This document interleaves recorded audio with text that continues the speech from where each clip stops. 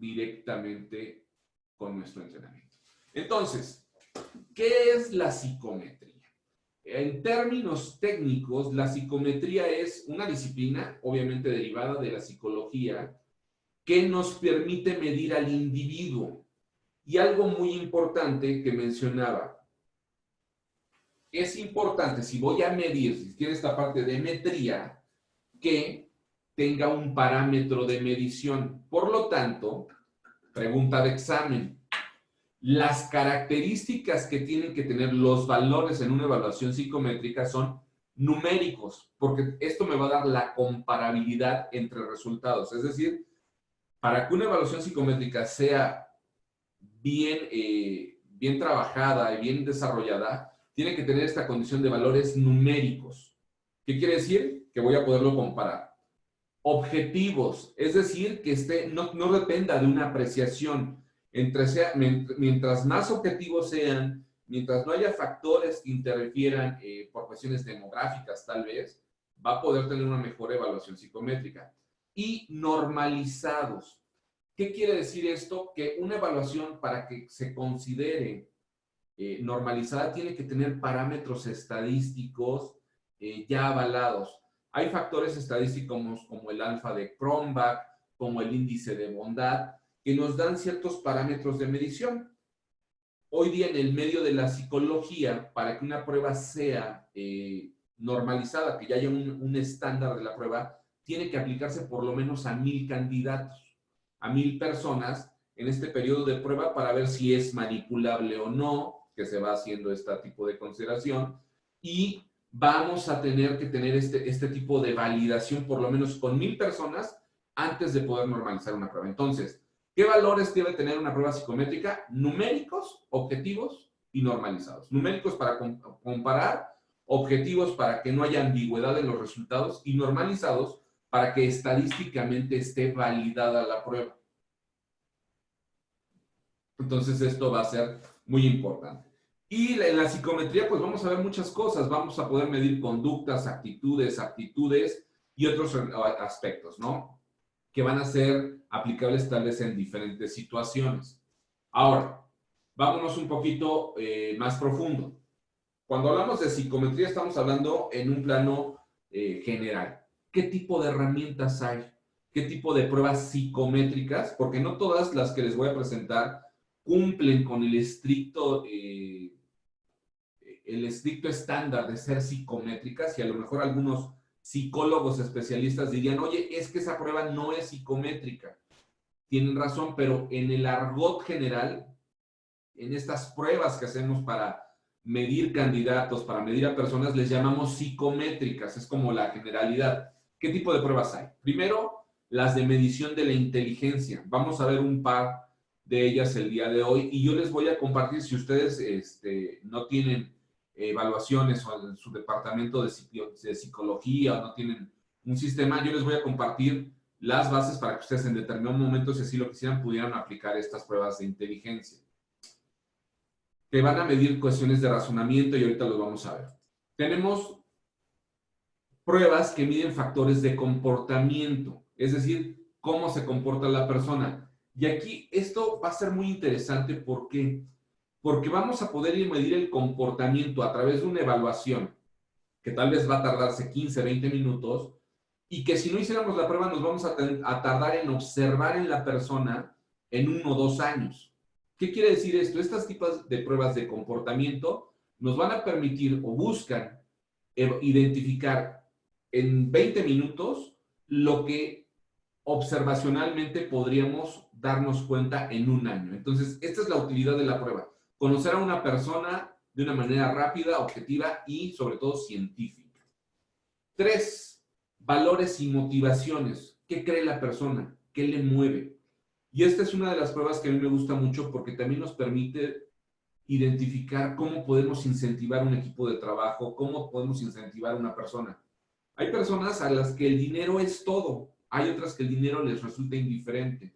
Hay personas que el conocimiento es muy importante y prefieren que se les pague un curso de capacitación a que les demos un aumento. Hay personas que prefieren un diploma por ser el empleado del mes, a una capacitación o a un incremento de salario. Y no digo que el salario no sea importante, y esa es una motivación que va a ser inherente a todos, la parte económica, o a la mayoría.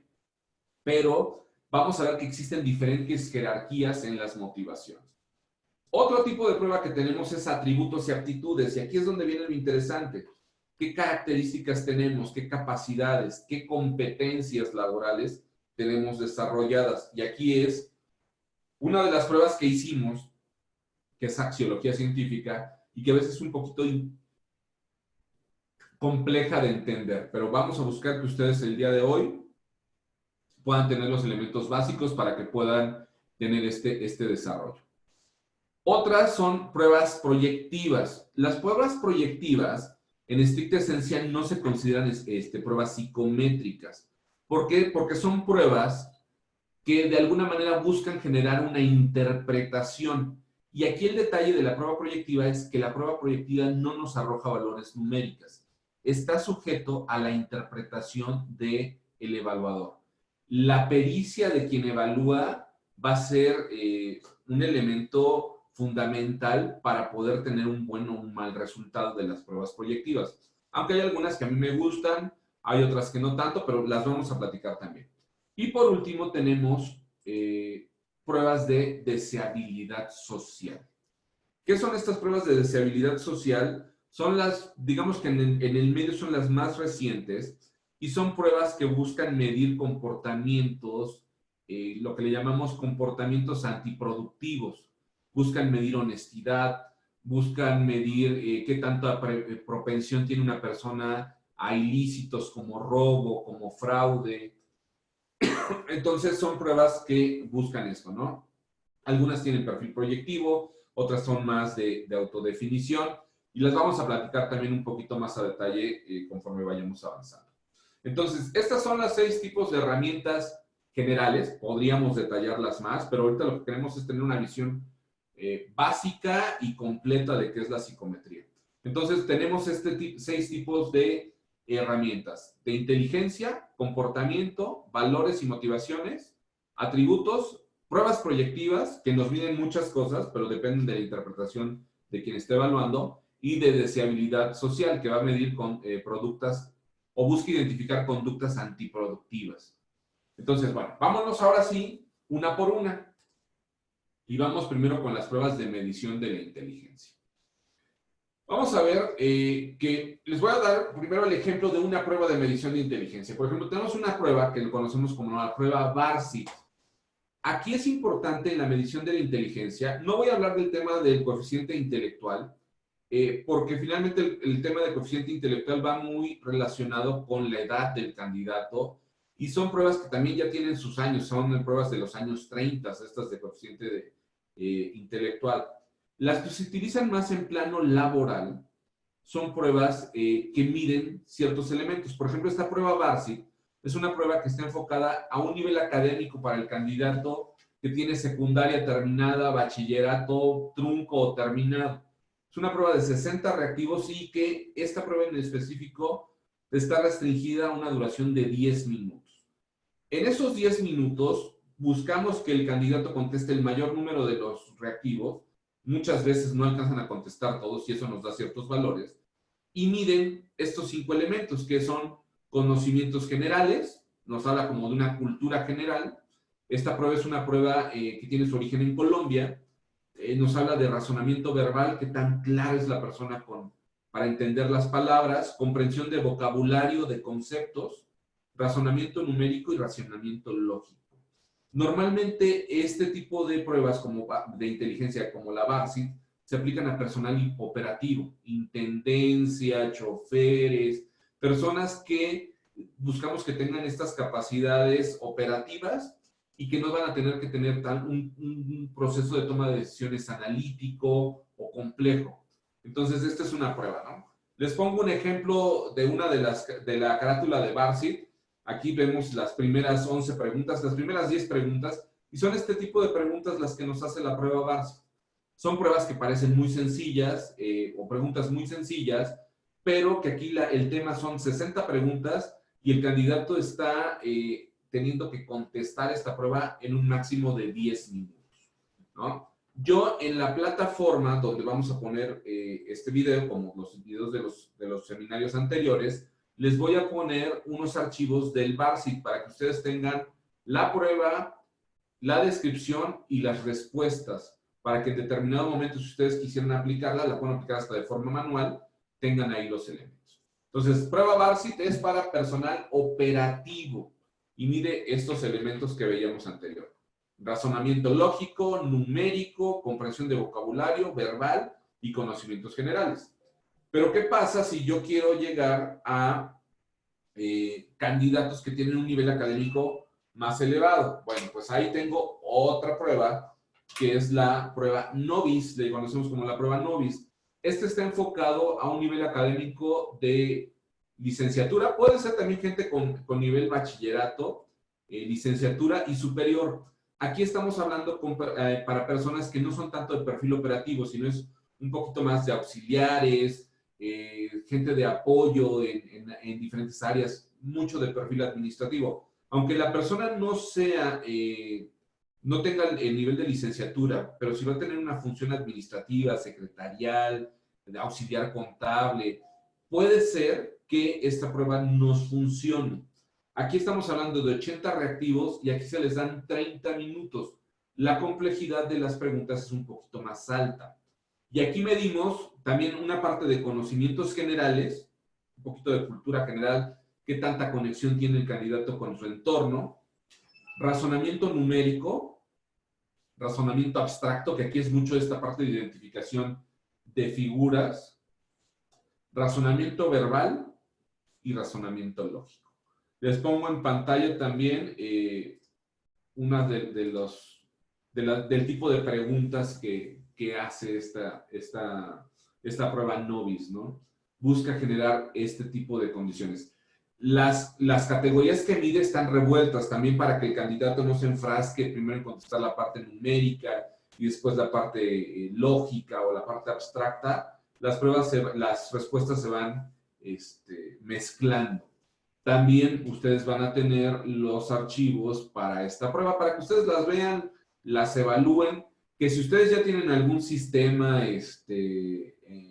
sistematizado en línea, estas pruebas de inteligencia son muy elementales y seguramente tendrán incluso algunas un poquito más complejas que les pueden llegar a servir. Entonces, cuando hablamos de pruebas de inteligencia, les quise dar estos dos ejemplos.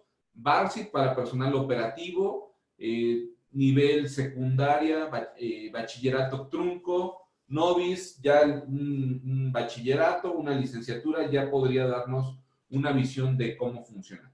¿Nos va a decir qué tan inteligente es la persona? No, pero nos va a dejar ver hasta cierto punto dónde tiene facilidad la persona, y también vamos a ver que si es una persona que no tiene mucha comprensión de la lectura, pues a lo mejor en una posición en donde va a tener que estar recibiendo documentación, interpretando, dar respuestas, pues se va a tener un poquito de complicación, ¿verdad? Entonces, hay personas que le tienen pavor a los números, a lo mejor lo vamos a ver que el razonamiento numérico no es lo de ellos, y eso nos va a permitir tener una mejor identificación. Ok, hasta aquí, si hay alguna pregunta, con todo gusto podemos ver, podemos ver cualquier condición. Allá, no se preocupen, Hospital San Francisco, entendemos que hay ahí situaciones, bienvenidas. Nada más quienes se acaban de conectar, les recuerdo, estamos pasando lista, registrando la asistencia al programa. Es importante que si no lo han hecho, anoten su nombre y la institución en el chat para que en el registro que tenemos del chat quede acreditada su asistencia al taller. Entonces, por favor, si no lo han hecho, hagámoslo de una vez para que quede acreditado su participación en el entrenamiento.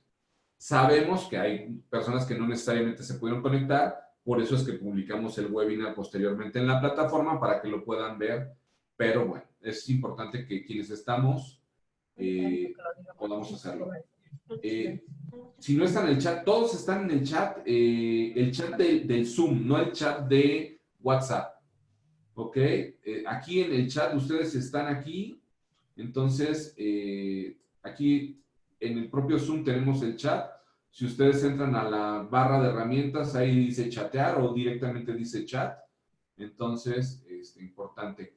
De acá, por favor, me están poniendo solamente la institución. Pongan el nombre de las personas que están presentes y la institución para que podamos registrarlo.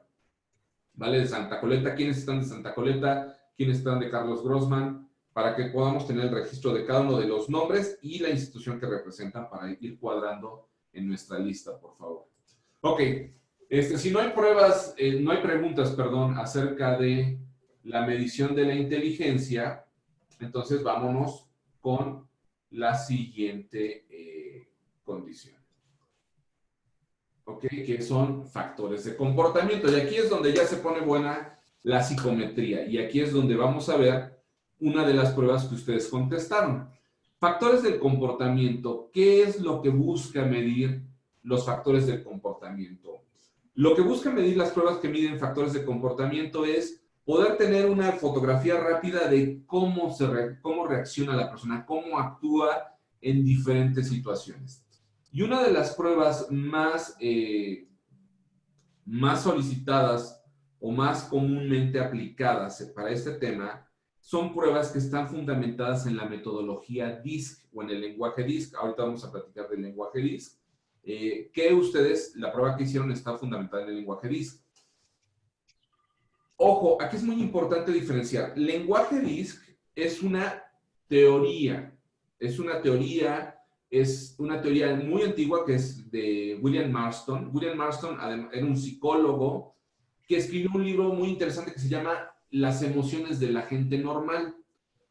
¿Por qué las emociones de la gente normal? Porque les platico que a principios del siglo XX las personas o la psicología solamente medía a quienes estaban padeciendo alguna enfermedad mental. Y entonces lo que hacían era evaluar si la persona tenía comportamientos atípicos o anormales, buscaban medirlo. Y Marston dijo, bueno, ya sabemos cómo se comporta el psicópata, el neurótico, pero ¿y la gente normal cuáles son sus emociones? Y escribe un libro que se llama Las emociones de la gente normal, y de ahí se deriva el lenguaje DISC, que es el que ustedes les voy a presentar. Ahora, después de que William Marston hace esta teoría, o este lenguaje DISC, surge la primera evaluación psicométrica que está específica o que fue desarrollada específicamente para cuestiones laborales, que es una prueba que a lo mejor ustedes la han escuchado, la han visto, que es la prueba Cliver. Cliver es una prueba de los años 30 que está fundamentada en la metodología DISC. Cuando nosotros tenemos otras pruebas como la que ustedes hicieron, que está en la metodología DISC, a veces la gente tiende a decir, oye, pero es un Cliver. No, no es un Cliver. Cliver es una prueba que está fundamentada en el lenguaje DISC, igual que este Advanced Insights que ustedes hicieron, que también está fundamentado en la metodología DISC. Y les voy a hacer una analogía, es como hablar de autos. Una Brasilia modelo 74 tiene un motor de combustión interna. El funcionamiento del motor es de combustión interna, pero es una Brasilia 74. No podemos comparar una Brasilia 74 tal vez con un Sentra 2010. ¿Por qué? Porque en la tecnología, aunque el motor sigue siendo un motor de combustión interna, la tecnología que acompaña a ese motor en seguridad, en manejo, en optimización de los recursos es muy diferente. Entonces, sí están fundamentadas en la misma teoría, pero con un contexto diferente, actualizado. Esa es la diferencia para que sepamos cuál es la consideración de este tipo de pruebas. Hablando en términos de validación estadística, Cliver tiene un porcentaje de confiabilidad estadística del 60%, mientras las pruebas actualizadas, como la que ustedes hicieron, está sobre el 90%. Entonces, ahí nos da un parámetro bastante interesante. Entonces, bueno, déjenme platicarles un poquito más acerca de el lenguaje DISC, esta teoría de William Marston, que además les cuento que William Marston, psicólogo, escribe este libro de las emociones de la gente normal, desarrolla el lenguaje DISC, y dentro de las curiosidades de William Marston fue quien inventó a la Mujer Maravilla. Esto es dato cultural, eso no viene en el examen, no se preocupen, pero William Marston fue el creador de la Mujer Maravilla dentro de todas las monerías que hizo, y bueno, Lenguaje DISC. ¿Qué es el lenguaje DISC? El lenguaje DISC lo que va a medir son factores de comportamiento y va a medir 4 factores importantes. El factor D, que es este de aquí, es el factor dominante. El factor I, el factor influencia. El factor S, el factor estabilidad. Y el factor C, factor cumplimiento.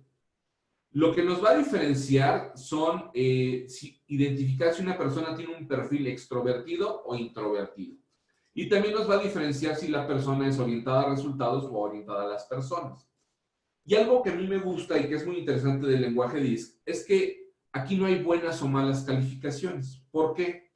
Porque nos va a medir diferentes factores de comportamiento. Por ejemplo, me voy con el primer factor de comportamiento, el factor D. El factor D o factor dominante lo que nos va a decir es cómo reaccionamos ante problemas y desafíos. Todos enfrentamos problemas, pero no todos reaccionamos de la misma manera ante los problemas. Hay personas que ante los problemas salen huyendo. Hay personas que ante los problemas se quedan congelados.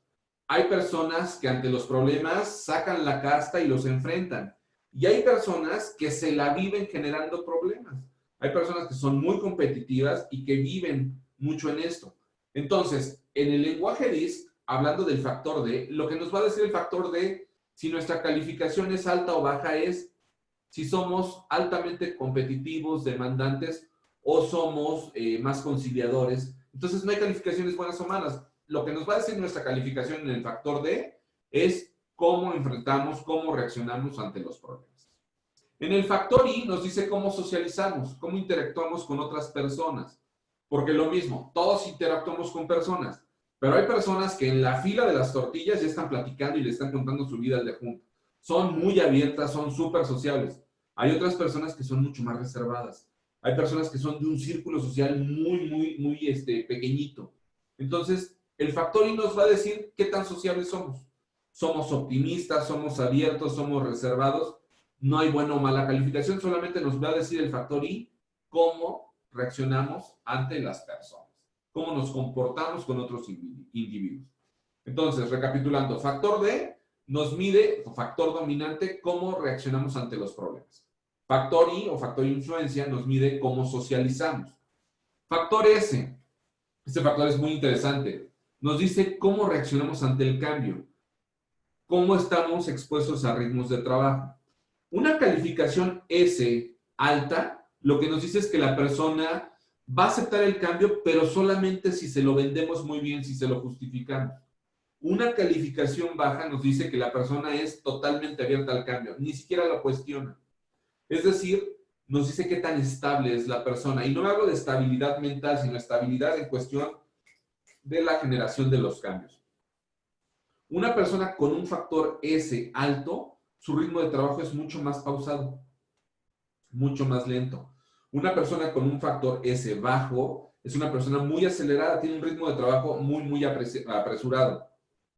Entonces, nos va a permitir este lenguaje DISC ir conociendo cómo reacciona la persona ante los problemas, si sale huyendo o es confrontativa, si es abierta, si es sociable, si su ritmo de trabajo es elevado, si el cambio lo acepta de buena manera. Y el factor C, de comportamiento C, es el factor cumplimiento. Y este nos mide qué tan bien respondemos ante las normas, ante los procedimientos. ¿Por qué? Porque habemos personas que si no están las cosas por escrito, no sabemos cómo actuar. Y hay personas que son los que dicen que las reglas están para romperse. Una persona que tiene una calificación alta en el factor C es una persona que es muy apegada a los procesos, a los sistemas. Una persona que está en un factor C bajo es una persona que va a ser mucho más creativa y que es una persona que nos va a decir, a mí no me preguntes cómo lo hice, yo lo cumplí. No sé el procedimiento, pero yo logré el resultado. Y entonces, qué padre es que nosotros podamos tener una fotografía de una persona en un simple vistazo, ¿verdad? Ahora, vamos a ir al análisis del lenguaje DISC. Ustedes en sus reportes, en la primera página de su reporte, encontraron este gráfico que dice comparación entre los estilos natural y adaptado. ¿Qué nos dice esto? Ya sabemos que el factor D es el factor dominante, es el que mide cómo reaccionamos ante los problemas. ¿Qué quiere decir? Que en esta barra roja lo que nos está diciendo que la persona tiene un factor dominante alto, si se fijan, es el más alto de los 4, es decir, es una persona que es competitiva, es demandante, es una persona que no le tiene miedo a los problemas, que los enfrenta, que a veces hasta podría llegar a pensar que generar el problema va a ayudar a resolver la situación, ¿no? Entonces, aquí vemos la calificación. Un punto importante, en el rango 50 vamos a establecer algo que yo le llamo línea de visibilidad. Todos tenemos diferentes calificaciones en estos elementos, pero la línea de visibilidad es esto que la persona me va a describir cuando me conoce. Si estas fueran mis resultados, las personas que me conocen me describirían como una persona que es altamente demandante, pero también muy estructurada, de procesos muy rígidos. ¿Por qué? Porque lo que las personas perciben en mí es lo que está arriba del número 50. Si una persona tuviera esto por acá por el 95 y este por acá abajo, el azul, muy pegadito al 50, realmente lo dirían como es una persona súper demandante, súper competitiva. Esto es lo que la gente ve de nosotros. Pero aquí la pregunta que siempre me hacen es, oye, Aristides, pero ¿por qué hay dos gráficas? ¿Qué es la roja? ¿Qué es la de color y qué es la gris? Este es un punto bien, bien interesante y muy importante. Lo que nos mide esto son dos tipos de estilo. La prueba se vuelve, ustedes se acordarán que aquí es donde marcábamos qué nos describía mejor y qué nos describía peor. Teníamos, me parece que eran 4 o 6 palabras, a cuál te pareces más, a cuál te pareces menos. Y empezábamos a clasificar. Aquí tenemos que tomar en cuenta que cuando tenemos una evaluación de este tipo se presenta algo que le llamamos efecto reactivo. ¿Qué es el efecto reactivo? Cuando la persona responde lo que cree que tiene que responder y no lo que necesariamente es. Es decir, una persona cuando se siente evaluada se comporta de determinada manera. Y ese es el estilo natural y el estilo adaptado. El estilo natural, en estas gráficas, nosotros lo vamos a ver en todas las barras de color, que es la que nos importa y sobre la que nos vamos a medir, que es el estilo natural. El estilo natural, noten la importancia del estilo natural, es nuestro estilo básico. Es como somos nosotros mismos. Es este estilo que es mucho más fiel a nuestra personalidad. Y una de las razones por el cual es tan importante este estilo natural o básico es porque cuando estamos estresados o cuando estamos cansados, regresamos a él, dejamos de fingir. Mientras que el estilo adaptado es el cómo nos comportamos cuando nos sentimos observados o cuando somos conscientes de nuestro comportamiento. Es cómo me estoy portando yo cuando sé que estoy siendo evaluado. No quiere decir que esté fingiendo la persona, pero ojo, fíjense por ejemplo en esta gráfica que tenemos en pantalla. El estilo natural de esta persona en el factor dominante es sobre 80 puntos, 81 puntos para ser exactos. Es decir, la persona de manera natural es una persona dominante, competitiva, de carácter. Pero cuando él se siente observado, cuando en su estilo adaptado, en el trabajo probablemente, si se fijan, esta persona pierde todo el empuje. Esta persona, en realidad, cuando está siendo observado, es tranquila, conciliadora. Podríamos pensar que esto es bueno, la persona tiene esta capacidad de ser muy competitivo o bajar esa competitividad. El problema está que cuando la persona, durante largos periodos, la persona está modificando o adaptando su comportamiento, se genera una fatiga, se genera estrés, se genera un estado emocional insatisfactorio. Entonces, cuando nosotros vemos que hay variaciones muy grandes entre el estilo natural y el estilo adaptado, pensamos que la persona está expuesta a mucha tensión. ¿Por qué? Porque se está adaptando demasiado. Es como si yo me pongo una camisa que es 2 tallas más chica que la mía. A lo mejor voy a estar subiendo la panza y aguantando la respiración, pero ¿durante cuánto tiempo? Tarde o temprano eso me va a fatigar y puede ser que en determinado momento detone. Entonces, aquí son puntos importantes a observar cuando hay una diferencia significativa entre el comportamiento natural o el estilo natural y el estilo adaptado. ¿Cuál vamos a tomar siempre en consideración? El estilo natural. Por eso es el que nos aparece en colores. ¿Ok?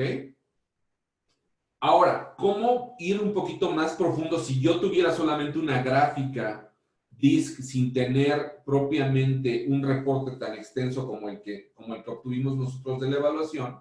Bueno, pues déjenme compartirles esto. Esta parte de la tabla de descriptores del comportamiento, ustedes también lo tienen en su manual, en su reporte, y esto ustedes lo encuentran en la página 9 de su reporte. Puede ser que esté una página antes, una página después.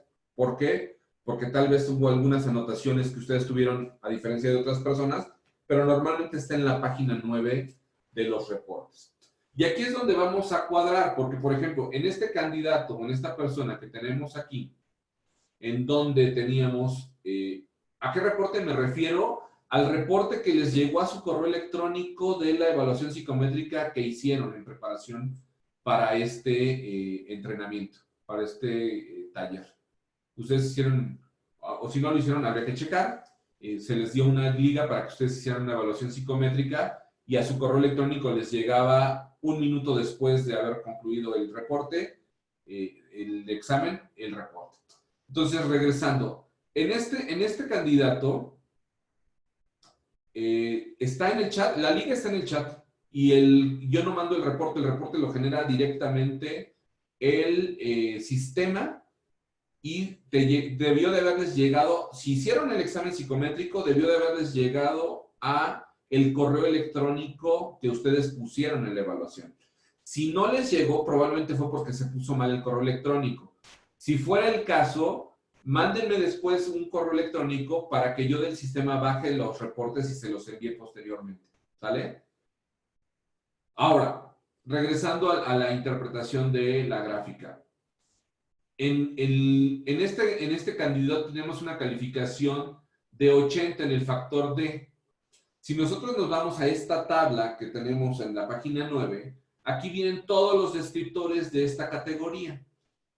Alta D, baja D. Si la persona tuviera 10 puntos en el D, esta persona la evaluamos con respecto a los problemas y toma de decisiones como una persona discreta. Cuando enfrenta un problema es una persona discreta, es una persona que rehuye del problema.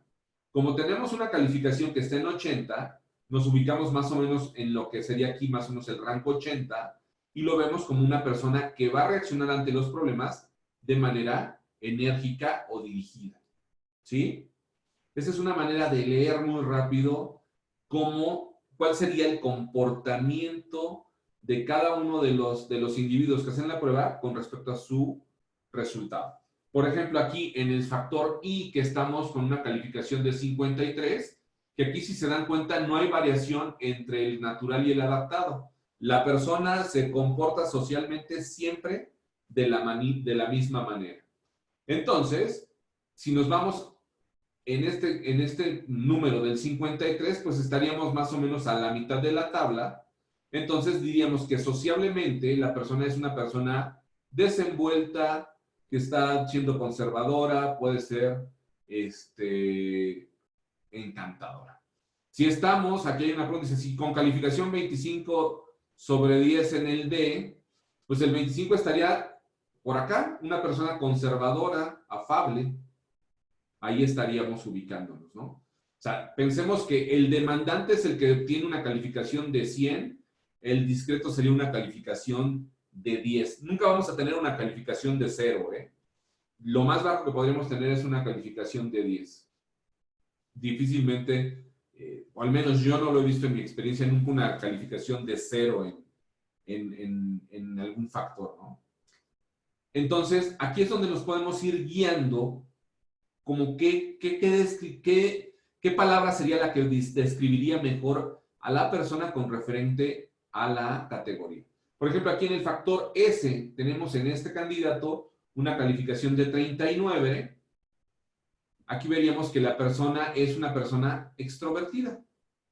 Ahora, recuerden que este que ustedes ven, 39 diagonal 17, nos dice que es 39, la calificación 39 es en el estilo natural, el 17 es en el estilo adaptado.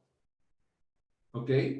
Por ejemplo, en este primer punto que teníamos, que es una persona enérgica, en la calificación adaptada, nos aparece como una persona responsable. Él se hace ver muy responsable, pero en realidad es una persona mucho más enérgica, se está controlando. Y, por ejemplo, ya aquí en el factor C, que tenemos una calificación en el estilo natural de 67, pues identificaríamos a la persona más como una persona analítica, cuidadosa, es una persona que está muy orientada hacia los detalles, hacia la calidad. Y es una persona, si ya hacemos una lectura de todo este comportamiento, haciendo ya la revisión de las cuatro factores de comportamiento, diríamos que este candidato, llamémosle Pedro, Juan, como ustedes quieran, es una persona que ante los problemas se va a mostrar de manera enérgica, desenvuelta al interactuar con personas, que se va a mostrar extrovertido, con un ritmo de trabajo apropiado y que en sus funciones sería una persona que va a ser cuidadosa, va a ser analítica, de alguna manera orientada hacia hacia los detalles o hacia la calidad. ¿Ok? Me dicen por acá del Colegio Zumárraga que están teniendo problemas con el audio. ¿Hay alguien más que esté teniendo problemas con el audio? Wendy, probablemente, no sé si estás conectada en video. Si cierras tu video, mejora. A veces esto es un problema de la conexión de internet. Entonces, si hay problemas de ancho de banda, cerrando el video se mejora un poquito. Entonces, ahí, Wendy de Zumárraga, si tienes abierto tu video, ciérralo y tal vez eso te ayude a mejorar el audio de en la transmisión. ¿Ok? Bueno, entonces, se fijan, esta es una mirada muy rápida a los factores de comportamiento. Ahora, ustedes ya tienen ahí su reporte y ahí en el reporte tienen muchas características.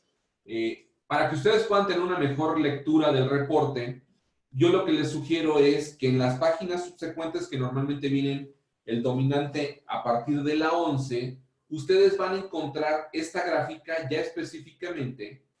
Y la página normalmente lo que nos dice es dominante, hace una descripción del factor y nos dice cuando la persona tiene una calificación de alta, a qué se refiere, cuando tiene una calificación de baja, a qué se refiere, y después a un lado de la columna lo que viene es ya una descripción específica de nuestro comportamiento, ¿no? Por ejemplo, este candidato, que es el mismo que hemos venido revisando del ejemplo, tuvo una calificación de 81.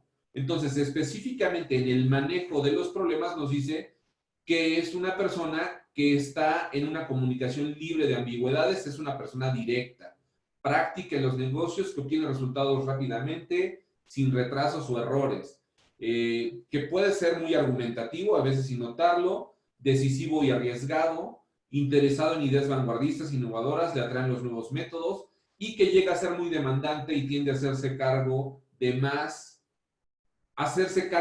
de lo que usted mismo permite ser dirigido. Es decir, es una persona que no le gusta que le den órdenes, le gusta dar órdenes y seguir su propia dirección.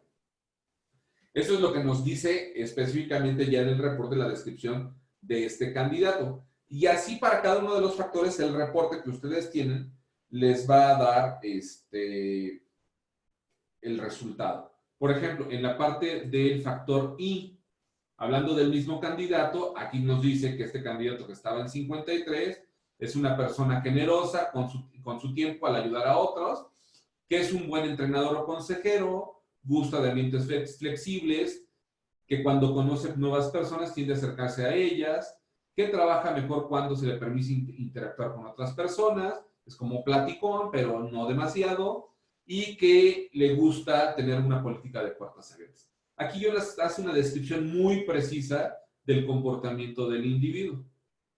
Y así nos vamos por cada uno de los factores de comportamiento. En este caso, en el factor S, el factor estabilidad, nos dice que es una persona que el cambio está bien, siempre y cuando sea necesario, se aprecia la necesidad de los demás para tener más libertad, prefiere un ambiente moderadamente estructurado, respeta las formas, los acontecimientos inesperados no lo vuelven loco, puede ser bienvenido el cambio y puede hacer tareas de manera simultánea bastante bien, ¿no?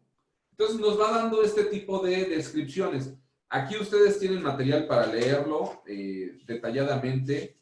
Yo lo que les recomiendo mucho cuando tienen este tipo de reportes como el que ustedes generaron de esta prueba es, digo, compártanlo con alguien con el quien vivan, con quien compartan mucho, y les pregúntenles, oye, ¿qué tanto me parezco a esta persona que describe el reporte?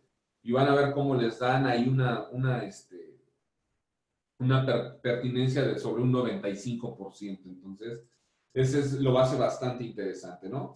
Me voy a quedar aquí en las descripciones del comportamiento porque eso es lo que vemos en términos generales en el factor DISC. Específicamente en la prueba que ustedes hicieron, en el reporte va mucho más profundo, ¿no? Nos habla de, ya nos da consejos para ser más efectivos, para estar más motivados, para tener cuáles son las fortalezas, cuál es el entorno de trabajo ideal, cuáles son las áreas de mejora, cómo aprendemos, cómo enseñamos mejor.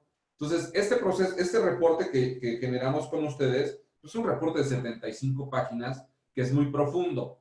No podemos entrar a detalle de él, ¿por qué? Porque finalmente ahorita la intención es darles a ustedes una visión de qué es la psicometría y porque en la psicometría no necesariamente van a trabajar con esta profundidad de pruebas. Podría ser que están trabajando con un cleaver, pero esto que estamos viendo les serviría de igual manera para interpretar una evaluación cleaver. ¿Ok? Entonces, bueno, eso es con respecto a los factores de comportamiento, que era la segunda categoría. Entonces, ya revisamos pruebas de inteligencia y pruebas de comportamiento. Ahora vámonos a los valores y motivaciones. En los factores de comportamiento ya vimos cómo se comporta la persona, ¿no? Que ya vimos aquí, por ejemplo, en este candidito que es una persona dominante, muy directa. Entonces, ya sabemos que esta persona es dominante y muy directa. Ahora, las pruebas de valores y motivaciones nos van a ayudar a entender por qué se comporta así. Si los comportamientos nos dan el cómo, las motivaciones nos dan el por qué. Es decir, por qué se comporta de esta manera. ¿Qué es lo que lleva a la persona a comportarse de determinada manera? ¿Qué es lo que le mueve? Y aquí ustedes, si tienen sus reportes, aquí vamos a hablar en la parte de valores y motivaciones, están más o menos a partir de la página 27-28 de sus reportes. Y vamos a hablar de la teoría de Spranger. Spranger lo que nos dice es que existen 7 dimensiones de motivación. Todos las tenemos, son situaciones y le llaman motivaciones universales o del individuo universal. Es la motivación estética, es decir, que también respondemos a el balance, la armonía, la forma, la belleza, a la belleza de nuestro entorno. Nos motiva. Hay gente que toma las decisiones porque una cosa es más bonita que otra, ¿no? Yo me acuerdo mucho cuando explico esto de una amiga que tuve en un trabajo, Yasmín se llama ella, y un día me dice, Yasmín, fíjate que voy a cambiar de coche. Ah, qué bien, porque me ofrecía el coche que tenía. Me dice, ¿no quieres comprar mi coche? Yo andaba buscando comprar un coche. Me dice, yo voy a cambiar el mío. ¿No te interesa mi coche? Y mi pregunta fue, ¿y qué coche te vas a comprar? Y su respuesta fue, uno rojo. O sea, no sabía ni de qué precio, ni qué modelo, ni qué marca. Ella, el factor determinante del coche que se iba a comprar era uno rojo. ¿Qué nos dice esto? Que Yasmín es una persona que la motivación estética es muy importante para ella, porque su factor preponderante en una toma de decisiones era que el coche fuera rojo. No sabía si era un coche nuevo, un coche estándar, un coche automático, una camioneta, un compacto. El chiste es que fuera rojo. Entonces, nosotros nos habla de una motivación estética muy, muy alta. Tenemos la motivación económica, que esta es la parte del dinero, pero no solamente el dinero, también es la funcionalidad, la practicidad de las cosas. 3, importante, individualista. Es decir, cómo se mira la persona. Quien tiene una motivación individualista alta es la persona que busca ser reconocida de forma independiente. de forma singular. Él lo que quiere es esta palmadita en la espalda, el que ser retroalimentado que está haciendo bien las cosas. Quiere resaltar como individuo, que a veces se llega a confundir, muy importante diferenciar, con la motivación política. Porque al que tiene la motivación política alta, no le interesa ser reconocido como persona. Lo que le motiva es tener control, influencia sobre otras personas. Lo que busca la persona que tiene motivación política es liderar a otros, influir sobre otras personas. Lo que quiere es, por ponerlo en un concepto sencillo, el que tiene motivación política alta, lo que busca es poder. El que tiene motivación individualista alta, lo que busca es reconocimiento. Entonces, esto es importante. Hay quien busca reconocimiento, díganme que soy muy bueno, y hay quien dice, a mí no me den diplomas, a mí denme poder, capacidades. Entonces, esa es la diferencia entre la motivación individualista y la política. ¿Qué otras motivaciones nos da esta teoría de Spranger? Tenemos la motivación altruista, que es la que también conocemos como la motivación social, y que esta responde a de qué manera generamos una mejor situación a las personas de nuestro entorno, ¿no? Aquí viene la parte humanitaria, la parte de desinterés. Ojo, a veces podemos decir, es que yo sí veo por las personas, yo sí cuido de las personas, y mi motivación altruista es muy baja, pero yo sí ayudo a las personas. Lo que sucede es que la motivación altruista lo que mide es que esto sea de carácter desinteresado. A veces yo ayudo a las personas, pero busco, consciente o inconscientemente, una reciprocidad. Ayudo a las personas porque sé que ayudando a las personas también estoy mejor yo. La motivación altruista lo que mide es esta ayuda, pero de forma desinteresada, ¿no? Un poquito más ligada a la parte de la caridad. Entonces, es importante esto, ¿por qué? Porque la motivación altruista también es una de las motivaciones que podemos tener con alto nivel de desarrollo. Sexta dimensión, motivación reguladora. ¿Qué es la motivación reguladora? Es, o también se conoce como motivación tradicional, es la estructura, la tradición, la rutina. Por ejemplo, donde vemos mucha motivación tradicional es, por ejemplo, en personas que pertenecen a las Fuerzas Armadas, o por ejemplo, es probable que, por ejemplo, aquí en una congregación religiosa también esta parte estructural tradicional de la congregación también nos marque una motivación reguladora alta. Personas, yo en lo particular he visto en candidatos cuando tienen la motivación reguladora o tradicional muy alta, a veces me hace ver que provienen de una familia muy estructurada, donde hay una figura muy sólida de patriarcado, en donde no toman decisiones y no le preguntan a la mamá o al papá, o pertenecen a una religión muy sólida, muy estructurada. Tienen un apego muy fuerte hacia esta parte de las tradiciones. Entonces, también nos permite ver este punto, la motivación reguladora. Y la última que tenemos en la teoría de Spranger es la motivación teórica, es decir, el conocimiento. ¿Qué tanto nos mueve la búsqueda de la verdad, del conocimiento, del entendimiento?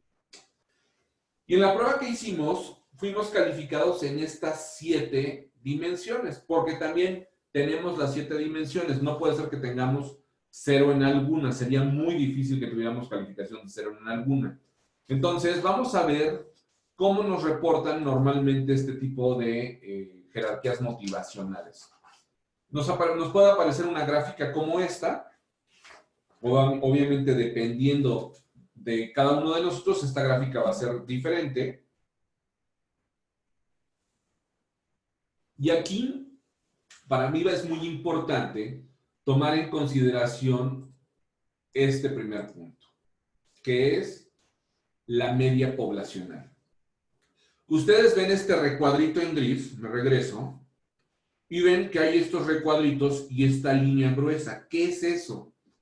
Es la norma y la media poblacional, es decir, aquí es el promedio de calificación que muestran las personas. Si nos vamos al tema de la media poblacional, nosotros, en este caso específicamente de Inermetrics, que es con lo que nosotros manejamos la prueba, nosotros esta norma la sacamos cada 2 años se renueva este valor, tomando aleatoriamente 10,000 exámenes, 10,000 pruebas.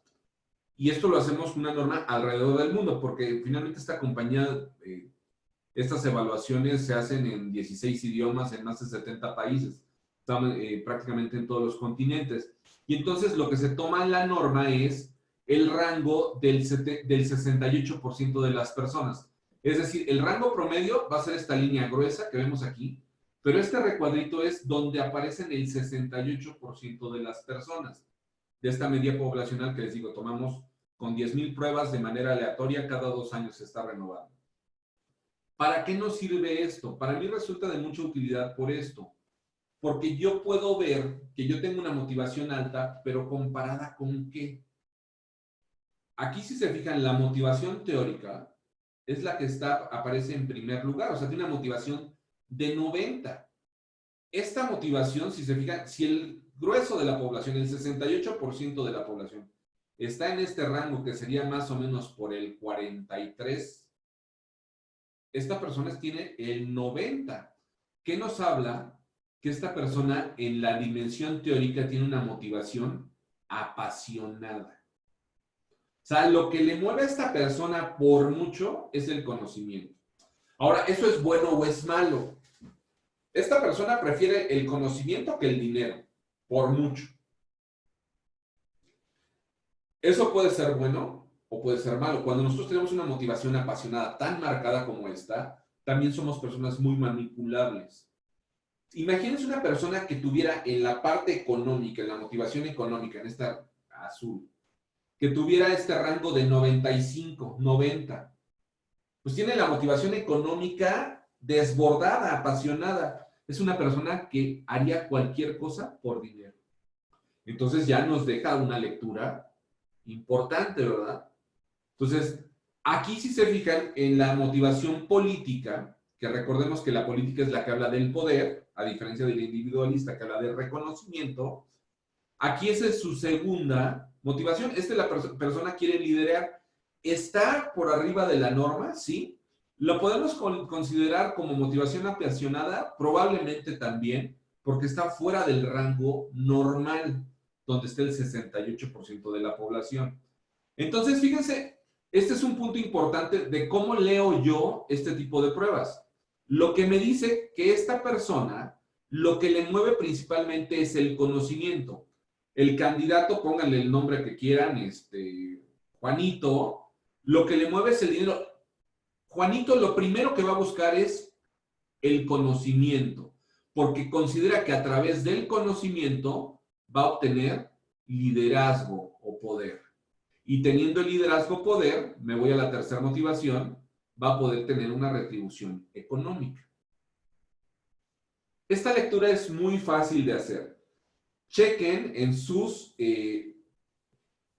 pruebas cuáles son las 3 jerarquías que tuvieron mayor calificación o más alta calificación. Por ejemplo, yo aquí tengo otro reporte, que no es el mismo que tengo en pantalla, en donde la primera que tengo en calificación es la política, con 78. Se consideraría apasionada. En segundo, la económica, y en tercer lugar, la individualista. Entonces, la lectura que yo haría aquí, si tengo en primera la política, es esta persona, este candidato, lo que busca es liderear, tener una posición de poder para a través de ella poder tener una retribución económica y ser reconocido como persona. Entonces, eso va a ser como la manera de cómo podemos enunciar las 3 calificaciones, ¿no? Entonces, repito, esta persona tiene 1, 2, 3. Entonces, este candidato lo que busca es el conocimiento, porque a través del conocimiento considera que va a poder obtener poder, y esto a su vez se va a ver reflejado en una retribución económica. ¿Ok? Ahora, algo interesante también en este tipo de evaluaciones es, por ejemplo, esta calificación. El regulador, la jerarquía reguladora o la tradicional, la estructura. Si se fijan, está en 15, cuando la media poblacional es 35. ¿Qué quiere decir esto? que esta persona tiene una motivación indiferente. La estructura para él no le interesa. Esta persona digo, oye, pero es que te voy a hacer gerente. No le interesa el título. No le interesa la estructura.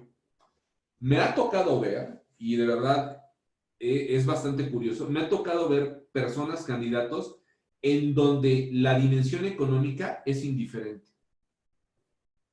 Entonces, ¿qué pasa con estas personas? El dinero no les mueve en lo absoluto. Lo que les mueve es tal vez una condición altruista o una condición de conocimiento. Entonces, cuando yo tengo un mapa de un equipo con estas dimensiones, yo puedo saber cómo motivar a las personas, cómo motivar a una persona individual o a un equipo. E incluso cuando trabajamos esto con empresas en donde me ha tocado específicamente con equipos de ventas, hacemos un mapa, un compilado de todos los resultados y entonces sabemos cuál es la estrategia, porque a lo mejor la empresa está pensando en subir las comisiones cuando las personas tal vez en el equipo lo que buscan es capacitación.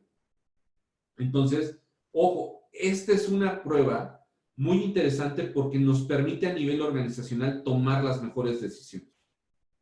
Porque va a depender de cómo está el equipo y cómo están las personas. Entonces, bueno, ahí este es un punto interesante. Vámonos a la siguiente prueba. Si no hay ninguna pregunta, ninguna duda, de aquí paso a la siguiente prueba. Si hay alguna pregunta, por favor, a través del chat lo podemos manifestar. Ahora vamos a la prueba de atributos y aptitudes. Lo que buscan estas pruebas, ya revisamos, acuérdense que eran 6 tipos de pruebas psicométricas. Las de inteligencia, las de comportamiento, las de valores o motivaciones, y tenemos esta cuarta que es atributos y aptitudes.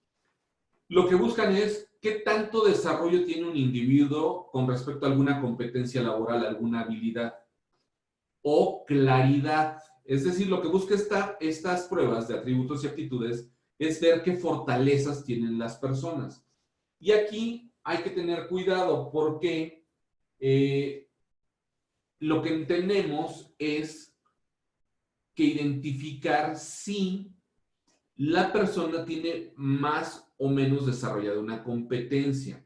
Pero ojo, si yo hablo de toma de decisiones en una prueba psicométrica, yo no voy a poder tener una exactitud de la persona cómo está tomando decisiones, porque no le estoy haciendo tomar decisiones en la prueba. Lo que voy a ver es cómo está su configuración mental, hacia qué tiene mejor disposición. Y eso nos habla de esta prueba en particular que ustedes realizaron, que es una prueba muy, muy interesante, que es una prueba de valores y es una prueba que se conoce como axiología científica. La axiología es una rama de la filosofía que se dedica específicamente a el estudio de los valores, la diferenciación entre el bien y el mal, por darlo de una manera muy simple, ¿no? Pero eso está hablado a nivel filosófico. La axiología tiene su origen en la filosofía. Pero ¿qué pasa? Que resulta que hay este señor, Robert S. Hartman, él es un alemán en la época de la Segunda Guerra Mundial, judío alemán, la peor época para ser judío, definitivamente. Sale huyendo de Alemania él, por los años 30 y llega a México. Y Robert Hartman tiene una característica interesante. Robert Hartman, dentro de los muchos estudios que hizo, tiene 3 doctorados, o tuvo 3 doctorados. El primero tuvo un doctorado en jurisprudencia, es decir, en toda esta parte legal. Su segundo doctorado fue en filosofía y su tercer doctorado fue en matemáticas. 3 doctorados que aparentemente no tienen nada que ver entre sí. O sea, porque una persona tiene un doctorado en jurisprudencia, otro en filosofía y otro en matemáticas, dirías, pues este cuate no sabe ni qué busca, ¿verdad? Pero en realidad lo que logró este señor Hartman fue combinar estas 3 disciplinas y desarrolló algo que se conoce como axiología científica. De hecho, Robert Hartman es el padre de la axiología científica. Robert Hartman llega a México, después se va a Estados Unidos, en donde desarrolla todos sus estudios, y regresa a México a morir. En Cuernavaca, de hecho, en Cuernavaca existe el Instituto Hartman, que se dedica a todo este estudio de la axiología científica. ¿Qué es la axiología científica? Es una ciencia matemáticamente exacta. Es decir, a toda esta parte filosófica de los valores, Hartman le metió todos sus conocimientos en matemáticas y desarrolló un modelo matemático para medir cómo pensamos y cómo interpretamos lo que nos sucede en el día a día. Esta axiología científica nos permite identificar tendencias y reacciones, todo en función a cómo pensamos.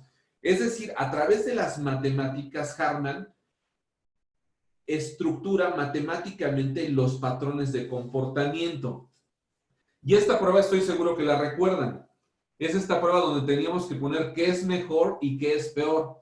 Y que seguramente les pasó a ustedes, como yo la primera vez que lo hice. Dije, es que ¿cómo puedo poner qué es peor si torturar a una persona hasta la muerte o envenenar el agua de un río, ¿no? O sea, y lo comparo con un cortocircuito, con un auto descompuesto. O sea, al nosotros generar esta clasificación de enunciados, lo que estamos diciéndole a la prueba es cuál es nuestra estructura de pensamiento.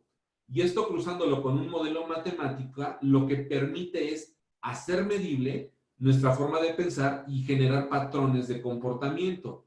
Al final del día, a través de la axiología científica, esta prueba que hicimos, nos permite traducir todas estas condiciones de valores, de tendencias, de reacciones, de toma de decisiones, en la medición de 80 atributos o competencias.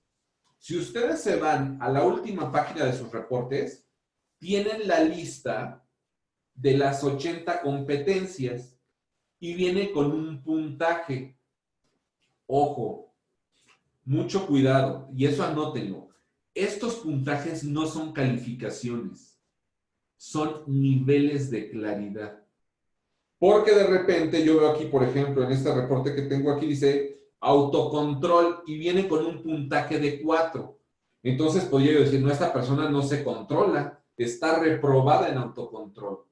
No, a ver, aquí lo que me dice es que la persona tiene un nivel bajo de autocontrol, un nivel de claridad. Es decir, para la persona es un poco más difícil generar los factores de autocontrol.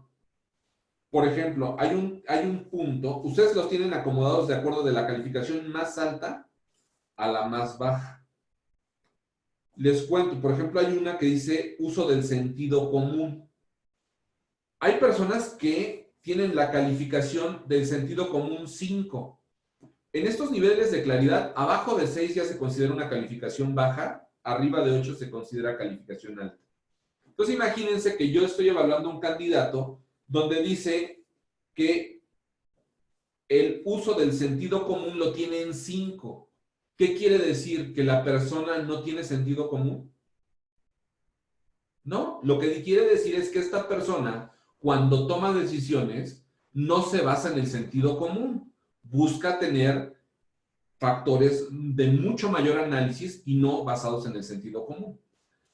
¿Es bueno o es malo? Depende de la posición. Si yo, esta persona la tengo como gerente de calidad en una planta manufacturera, pues yo no quiero que el gerente de calidad de una planta tome las decisiones basadas en el sentido común. Entonces, una calificación baja o un puntaje bajo en uso del sentido común, para una persona que tiene una posición técnica, está bien. Pero si voy a tener una persona que tal vez estoy teniendo en nuestros hospitales o en nuestros colegios en atención al cliente, en contacto directo con familiares, pacientes, alumnado, padres de familia, pues tal vez esa persona tiene que tener un manejo más alto del sentido común y no irse al procedimiento tan detallado porque tiene que estar en una condición de servicio. Entonces, en una posición de este tipo, yo valoraría como positivo que la persona tenga un alto puntaje en uso del sentido común. Entonces, ¿qué quiere decir esto? No hay aquí tampoco hay calificaciones buenas o malas. Va a depender de para qué posición estoy buscando a la persona. Por ejemplo, hay otra que llama mucho la atención. Seguimiento de direcciones o de instrucciones. Ya me ha tocado ver personas que en seguimiento de instrucciones tienen 10. Dices, wow, qué bueno que la persona acepta instrucciones. Pero si es una persona que tiene que tomar decisiones sola, tal vez no es una buena calificación. Porque resulta que esa persona que en seguimiento de direcciones o de instrucciones tiene 10, en el momento que está sola, no va a ser capaz probablemente de tomar una decisión que no esté en su procedimiento natural. Entonces siempre va a buscar que alguien le dé la instrucción, que alguien le diga cómo hacer las cosas. Entonces, ¿qué tan independiente va a ser la persona en la posición? Necesito que sea una persona muy independiente para la toma de decisiones en su posición. Tal vez yo apreciaría más una baja calificación en seguimiento de instrucciones. Es una persona que tiene que cumplir con procedimientos. Por ejemplo, es una persona que está en el sanatorio, está en selle, que está encargado de toda la esterilización de los equipos. Pues yo necesito que esa persona cumpla estrictamente con los procedimientos que garanticen las condiciones sanitarias, ¿verdad? Entonces, ese tipo de situaciones también van a ser muy inherentes a la posición. Entonces, eso es lo que nos permite la axiología científica. Es una prueba que muchas personas les parece complicada de interpretar, pero en realidad cuando entendemos de dónde viene todo esto, es muy sencillo de empezar a tener mayor claridad. ¿Por qué? La prueba de axiología lo que nos permite es medir cómo percibimos los dos mundos. Nuestro mundo exterior, es decir, cómo nos conectamos con el mundo exterior y cómo nos conectamos con nosotros mismos.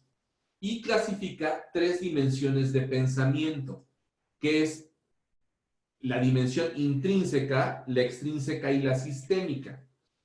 Cuando vemos la dimensión intrínseca en el mundo exterior, mide la conexión empática, que también nos conectamos racional y emocionalmente con las personas del entorno. Mientras que si vemos esa dimensión intrínseca en el mundo interior, nos habla más de nuestra autoestima, nuestra propia autovaloración. No se preocupen ahorita porque qué es intrínseco, es extrínseco y sistémico, porque lo vamos a explicar a continuación. Solamente para que ustedes vean cómo se ve reflejado en el reporte cada uno de estos, ¿no? Vamos a ver que hay 3 dimensiones de pensamiento. Después vemos una dimensión extrínseca, que cuando lo vemos en el mundo exterior lo vemos como un pensamiento práctico, mientras que en el mundo interior lo vemos como un conocimiento del rol. ¿Qué tanta claridad tiene la persona sobre sus responsabilidades en el entorno en el que se envuelve, o sea, familiar, institucional, laboral? Y la última dimensión del pensamiento es la dimensión sistémica. Es decir, en el mundo exterior, que también se apega la persona a procedimientos, a normas, a leyes, y en el mundo interior, qué tan autodirigida está la persona, qué tanta claridad tiene sobre sus propias metas. Estas dimensiones nosotros las vamos a ver reflejadas en unas gráficas, que son las gráficas que tienen ustedes en la penúltima hoja, que es esta que ustedes tienen aquí. Ahí es donde nosotros vemos aquí el mundo externo y el mundo interno. Y vemos empatía, que es la dimensión intrínseca, extrínseca en el pensamiento práctico y sistémica en el juicio sobre los sistemas. Ustedes eso lo ven en el reporte. Esto que yo les estoy presentando en pantalla, que son los mundos, ustedes está reflejado en sus reportes en este gráfico de 6 columnas que les estoy mostrando en la cámara. ¿Ok? Bueno, vámonos al detalle un poquito más claro de las dimensiones del pensamiento. A lo mejor viene alguna pregunta del examen en las dimensiones del pensamiento, así es que vamos a aplicarnos en esta. Dimensiones del pensamiento, ¿cómo pensamos? ¿Cómo nos estructuramos?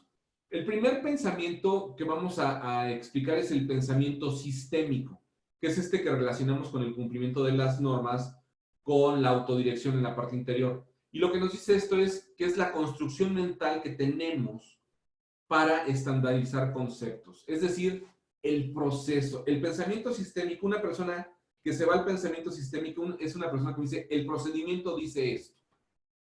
Una persona con un alto nivel de desarrollo en el pensamiento sistémico es una persona que no va a usar mucho el sentido común. Es una persona que va a ser mucho más estructurada. Aquí en el pensamiento sistémico, dice Hartman, es el pensamiento básico. La persona aquí no diferencia si es bueno o malo lo que está haciendo. A mí me dijeron que tenía que hacer esto. ¿Qué es la respuesta que daban los militares nazis en la Segunda Guerra Mundial? Oye, pero no te das cuenta que estaban... Es que esa fue la orden que me dieron. Cuando la persona se mueve en este nivel de pensamiento sistémica, la persona no califica entre lo bueno y lo malo. La persona sigue órdenes, sin mirar.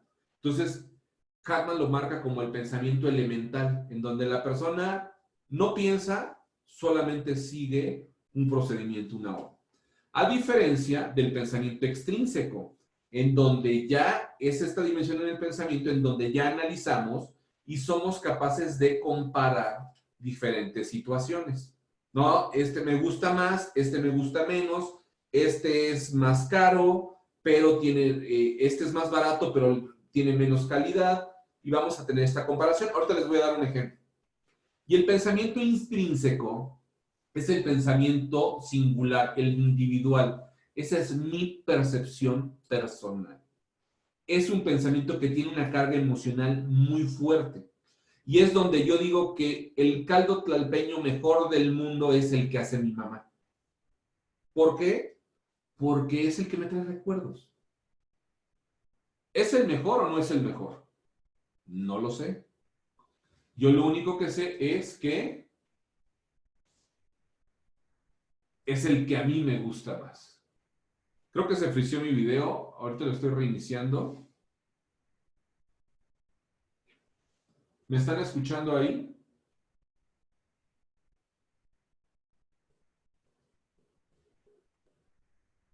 Creo que hubo ahí un problema de conexión.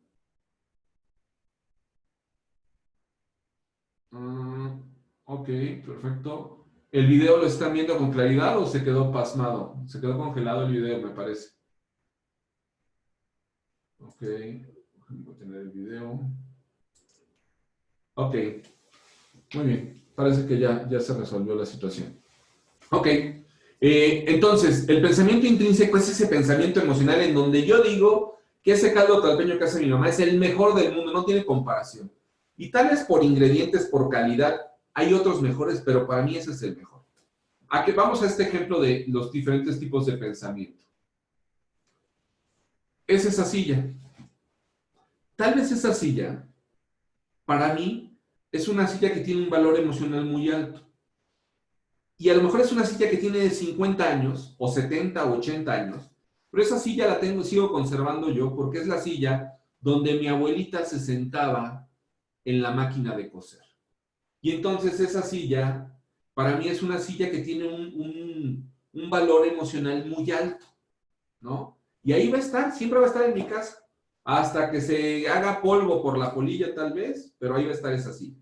Es bonita, es fea, es la silla que siempre voy a tener ahí, ¿sí? Ese es el pensamiento intrínseco, es la silla que era de mi abuelita y que yo conservo.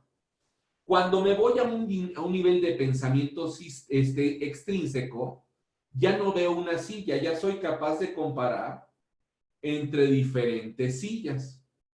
¿Ok? Aquí ya no hay un valor emocional para la silla. Aquí yo ya tengo diferencia en estas sillas. ¿Por qué? Porque tengo esta primera silla que tal vez es muy práctica, pero, ¿qué creen?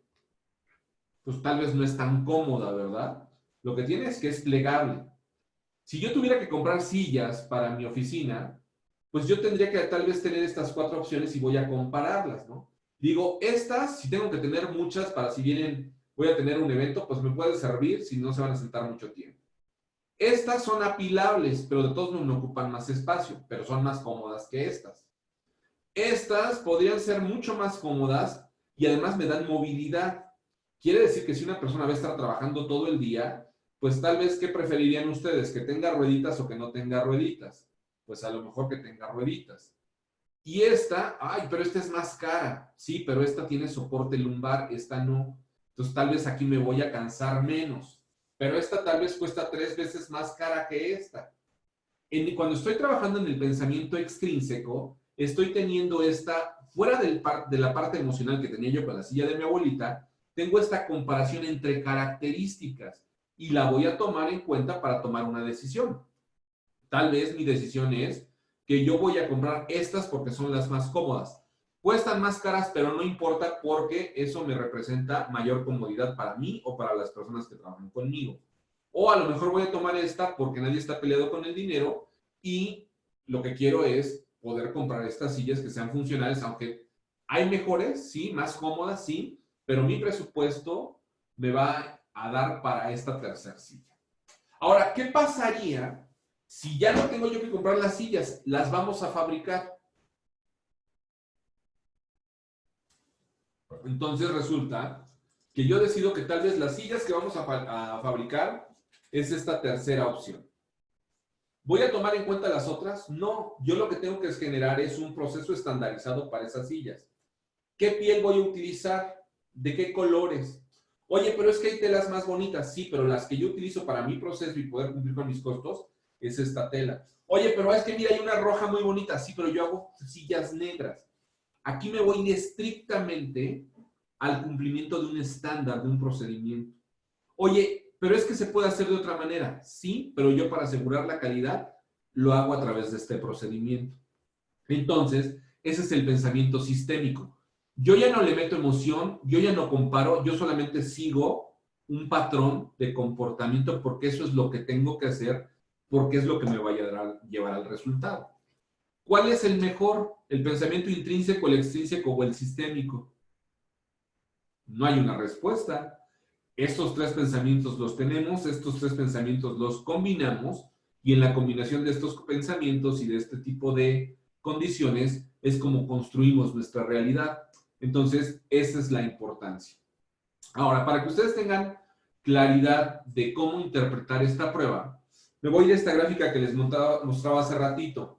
En esta prueba de axiología científica, vamos a tomar y solamente vamos a leer los resultados altos y los resultados bajos. ¿A qué me refiero? Solamente vamos a interpretar las calificaciones altas, que una calificación alta es la que nos va a tener un puntaje arriba de 8, y las calificaciones bajas, que son puntajes por debajo de 6. Por ejemplo, en esta gráfica que tenemos en pantalla, tenemos estos tres factores del mundo interno. Tenemos 7.9, no es una calificación alta. 6 no es una calificación baja. Entonces, la que vamos a leer respecto al mundo interior es la que tenemos con concepto 4, ¿no? Porque tenemos ahí 4. Y aquí tenemos un signo de más o un signo de menos. Esto le llamamos una valoración positiva o una valoración negativa. Esta persona tiene un puntaje de 4 con valoración positiva. Es decir, tiene una calificación baja con valoración positiva. ¿Qué es esto de valoración positiva o valoración negativa? Lo que nos dice es que esta persona, este candidato, tuvo un puntaje bajo, pero la prueba refleja que esta categoría es importante para él. Tiene baja conciencia del rol, pero él considera que la conciencia del rol es muy importante. Entonces, ¿cómo se interpreta? Que aquí hay un cuadrito que les voy a pasar también, donde vienen esas lecturas. Esta lectura viene como un alto nivel de ansiedad derivado de la baja comprensión de sus responsabilidades. En este momento, esta persona nos está diciendo que se muestra ansiosa porque esta persona no comprende bien a bien cuáles son sus responsabilidades. En autodirección, que tenemos 6, que la podríamos ver como baja también, sería una calificación baja también con valoración positiva. Y lo que nos diría esto es que es una persona que se cuestiona el camino actual, pero confía en encontrar respuestas, dirige su vida a través de dejarse guiar por otras personas. La autodirección nos habla de las metas, la conciencia del rol, de la claridad de nuestras responsabilidades. Yo les voy a pasar un poquito del contexto de todo esto, pero de todos modos ustedes lo tienen en sus reportes. Y si me voy a la siguiente gráfica del mundo exterior, aquí interpretaríamos únicamente el pensamiento práctico, que es la calificación alta, pero aquí si se fijan tiene una valoración negativa. ¿Qué nos dice? Calificación alta con valoración negativa puede ser práctico, pero se percibe torpe al perseguir las metas. Siente frustración si los resultados no son alcanzados. Estas interpretaciones son más de autor en la interpretación de esta gráfica. Por eso les voy a pasar el dato. Lo que nos sirve mucho en esta prueba de axiología científica es, uno, la lista que yo les decía que está en la última página, que son todos los puntajes en las 80 competencias o atributos, y también otras gráficas que tenemos por categorías. Por ejemplo, ustedes en la prueba que hicieron vienen en la parte, debe ser como las como en la página número 62, viene un resumen del reporte y vienen ciertas categorías. En el caso de la prueba que hicieron ustedes, hay una categoría que es prever los resultados. Y ustedes vienen con un puntaje, en este ejemplo, por ejemplo, tiene un puntaje de 7.4. ¿Esto es bueno o es malo? Vamos a ver. Solamente me dice prever los resultados, comprender a sus partidarios, comunicar su visión, servir a otros, inspirar a los demás, guiar a otros y desarrollarse a sí mismo. Esta es una prueba que tiene un perfil para medir liderazgo. Entonces, aquí yo tengo una categoría que es prever los resultados. ¿De dónde salió este 7.4? El 7.4 sale, si ustedes se van a la siguiente página, donde viene que es prever los resultados. El 7.4 que tenemos es el promedio de estas 5 calificaciones. Es decir, la categoría, me voy a regresar, prever resultados, que es esta primera, están categorizadas y esta implica ciertas competencias de las 80 que medimos. Este 7.4 es el promedio de estas 5 calificaciones. Ajá. Prever los resultados, para tener el 7.4 de prever los resultados, estamos considerando pensamiento conceptual, en donde tuvimos un puntaje de 7.4. ¿Y qué creen que es esta rayita? La media poblacional. Entonces, la persona que tiene esta calificación está un poquito por debajo de la media poblacional. En iniciativa, tiene 7.4, ¿es bueno o es malo? Está en el rango de la media poblacional. Persistencia, un poquito abajo de la media poblacional. Enfoque a metas, por arriba de la media poblacional. Orientación a resultados, un poquito por debajo de la media poblacional. Entonces, también para hacer la valoración de estas competencias, es importante tomar como referencia las medias poblacionales. ¿Ok? Entonces, ¿es un poquito más compleja esta prueba? Sí lo es, definitivamente, pero lo que nos permite es tener una visión mucho más completa.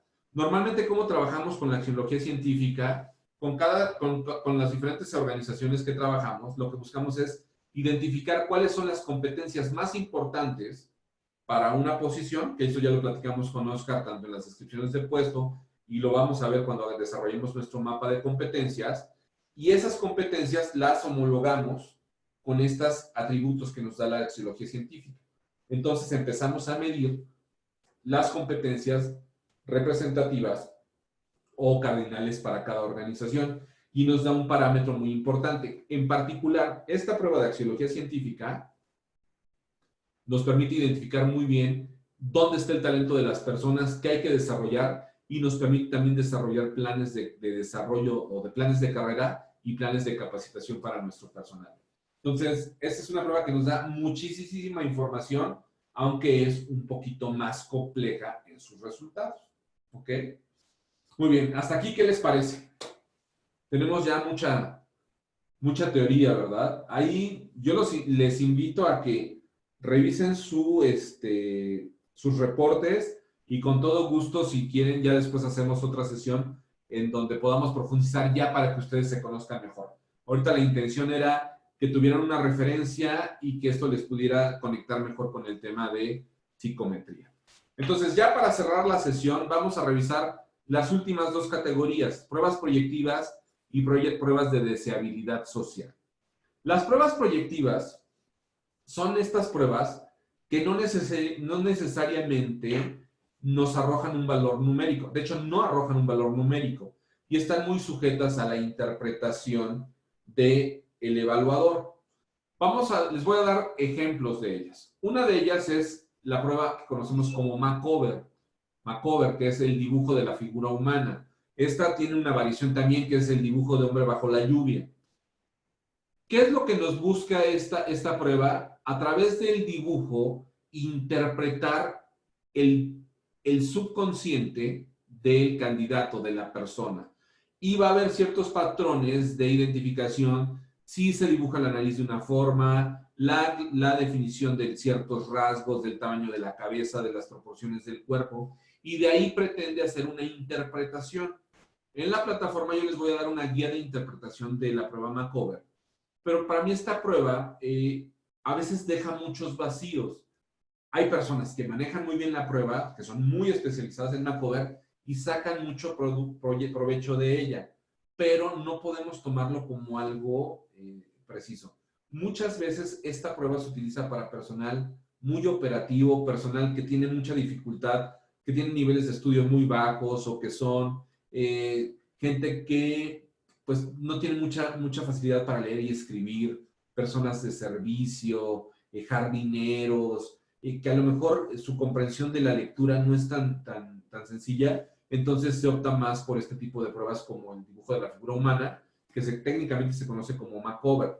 Yo una prueba Macover no la recomiendo para niveles en donde ya hay una comprensión o un nivel académico un poquito más alto. Posiciones muy operativas, niveles académicos básicos, a veces la persona le cuesta mucho trabajo entender los conceptos que vienen en una prueba psicométrica, entonces ahí sí de donde nos podemos agarrar es un poquito de este tipo de pruebas como Macover. La que me gusta un poquito más de pruebas proyectivas es la parte de grafología, que es la interpretación de la escritura. Les voy a dar una guía, porque esta parte de la grafología, a mí me gusta la grafología, no lo pongo como una ciencia exacta, pero sí me ayuda a entender a veces cómo piensa y cómo siente la persona. Yo específicamente para este taller les preparé una guía de introducción a la grafología que voy a subir en la plataforma para que ustedes puedan darse una idea de la interpretación que damos en la grafología cuando la persona escribe hacia arriba, hacia abajo, cuando la persona escribe con cierta inclinación hacia el frente, hacia atrás, el tipo de forma de la letra, hay letras muy redondeadas, letras muy angulosas, letras extrañas. Este manual que les hice es de introducción a la grafología, que lo voy a subir a la plataforma, va a ser bastante curioso, estoy seguro, para ustedes, porque les va a permitir dar un vistazo. Ahora, ¿cómo trabajamos en grafología? Cuando hacemos una prueba grafológica, lo que hacemos es que le pedimos a la persona que haga una historia y le damos 3 hojas. Y lo que queremos es que la persona escriba 3 cuartillas a mano y normalmente lo que tomamos en cuenta es la segunda página. ¿Por qué? Porque en la tercera ya la persona ya está cansada, ya modificó su escritura y en la primera la persona tal vez está fingiendo un poquito la letra. Normalmente nos vamos en el análisis de la segunda hoja, 2 de 3, y ahí es donde tenemos una lectura. Da cosas muy interesantes, medimos presión, trazo, orientación, estilo, forma, pero bueno, es muy extenso, no es exacto, a mí me da una visión muy rápida de las personas, con bastante acercamiento, pero no lo podemos tomar como una ciencia exacta, ¿no? Ustedes van a tener en la plataforma esta guía de introducción a la grafología, que es bastante interesante, entonces pueden ustedes evaluar su propia letra de personas que conozcan, y ustedes van a ver qué tanto pueden confiar en este tipo de condiciones, ¿no? En esta guía de introducción a la grafología yo les estoy poniendo solamente 3 dimensiones. Normalmente hay más dimensiones que se miden ya otras cosas, pero para que ustedes tengan un acercamiento muy rápido y útil a la parte de la grafología. Pero estas son proyectivas. ¿Por qué son proyectivas? Porque lo que buscan es leer el subconsciente del candidato y no nos arrojan valores numéricos. Y por último tenemos las pruebas de deseabilidad social, que son estas pruebas que pretenden identificar conductas antiproductivas. Las conocemos también como las pruebas de honestidad. Son de las más nuevas y como son bastante nuevas, y les estoy hablando por nuevas, cosa de 10 años, en comparación de las otras que tienen 80 años, en el medio también no son muy aceptadas. Hay quien no confía del todo en las pruebas de deseabilidad social. Se conocen comúnmente como pruebas de honestidad y son las que buscar patrones de robo, violencia, propensión al soborno, a la corrupción, adicciones, ludopatía, que es esta adicción al juego, conductas sexuales inapropiadas, mal manejo de finanzas, tendencia a desobedecer leyes, y porque a veces la gente no confía, o en el medio de la psicología no confían tanto en estas pruebas, porque hay algunas que son proyectivas, buscan leer las tendencias. De hecho, la prueba de Macover, la del dibujo de la figura humana, también en algunas lecturas trata de interpretar el tema de honestidad o de propensión a delitos sexuales. pero es difícil de leer. Autodescriptivas también hay otras que son, estas consideramos que son hasta cierto punto muy manipulables porque nos dice, le pide al candidato que conteste lo que haría en determinadas situaciones. Entonces se considera que son hasta cierto punto propensas a manipulación. Y también el polígrafo, el detector de mentiras, se considera una prueba de deseabilidad social, que es donde buscamos identificar mentiras y normalmente hacen preguntas orientadas a la honestidad de las personas. Estas son la última categoría que estaríamos revisando y que son las pruebas de deseabilidad social. ¿Ok? Entonces, ¿qué les parece hasta aquí estas pruebas que hemos estado hablando? Me gustaría escuchar sus percepciones, sus opiniones. Voy a abrir los micrófonos y me gustaría que nos comentaran cómo andamos ahí de ideas. Entonces, ¿quién quiere participar? ¿Quién nos quiere compartir? Abran su micrófono. ¿Quién nos dice, a ver, qué les ha parecido estas 2 horas? Todas estas mentiras que les he contado, o a lo mejor no son mentiras. ¿Qué les parece? ¿Les gusta? ¿No les gusta la psicometría? ¿Se les hace fácil? ¿Se les hace difícil? A ver, ¿quién nos cuenta? A ver, ¿quién abre su micrófono y nos cuenta? A ver, ¿a quiénes veo por aquí? Ya todo el mundo se está escondiendo ahí, viendo para abajo. A ver, Colegio Vasco de Quiroga, veo que ustedes tienen micrófono, abran su micrófono. A ver, cuéntenos allá en Colegio Vasco de Quiroga, ¿qué opinan? ¿Qué les ha parecido este taller? Ya estamos a 5 minutos de irnos, no se preocupen. Hola, buenos días. Hola, hola. Pues comentaba aquí con mi compañera que se nos hace muy interesante, también algo complicado. No sé, es como un arma de 2 filos, pero muy interesante. ¿Por qué un arma de 2 filos? A ver. Pues no sé, porque con eso uno a lo mejor puede saber la personalidad de cada uno de los elementos de nuestro equipo de trabajo, pero pues a lo mejor terminamos también descubriendo otras partes que no sabíamos de cada uno. Bueno, más vale saber, ¿no? Y ahí sabremos cómo interactuamos con cada uno de nuestros colaboradores. O cosas que tienen que le pueden servir también a la institución que a lo mejor no se dejaban ver. Es correcto. Y finalmente, recuerden que este proyecto es un proyecto de profesionalización de nuestros departamentos de recursos humanos. Entonces, aquí nos da elementos para que podamos tener una conexión mucho más profunda.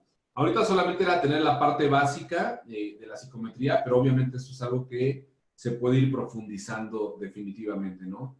En muchas de nuestras instituciones tenemos un área de psicología que nos puede dar este soporte, pero es importante que aunque tengamos esta parte de psicología, nosotros como recursos humanos seamos capaces también de cuestionar, de ver una gráfica y de involucrarnos un poquito más, ¿no? ¿Para qué? Para que no nos quedemos nada más con lo que nos dice otra persona, sino nosotros también vayamos comprendiendo un poquito más todo esto. ¿Ok? Muy bien, gracias, Colegio Vasco de Quiroga. ¿Quién más? A ver, ¿quién más nos comparte por allá? A ver, me voy hasta San Cristóbal de las Casas, Hospital de Caridad. ¿Qué nos cuentan?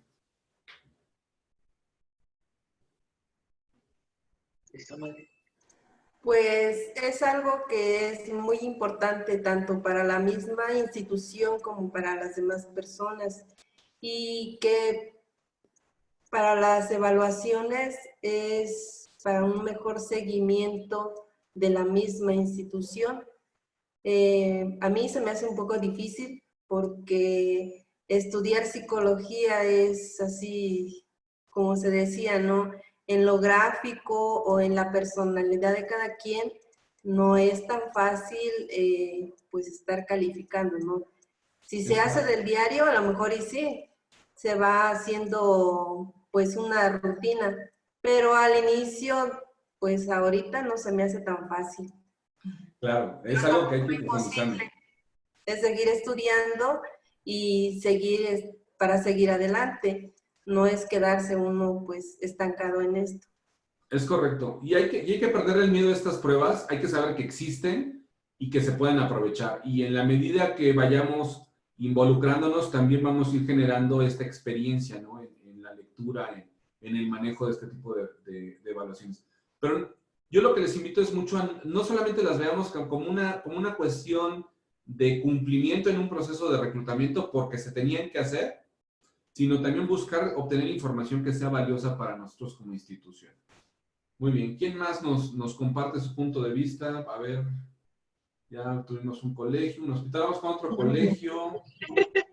Hola, buenos días. Ah, ya, Amada Mendívil, ya levantaron la mano allá. Gracias. Pues sí, nos parece muy interesante. Le comentaba aquí a la madre que sí son muy interesantes para poder contratar o en la parte de recursos humanos, ¿no? Conocer el perfil de alguien. Pero algo que también le decía es que las pruebas proyectivas son un poquito más laboriosas.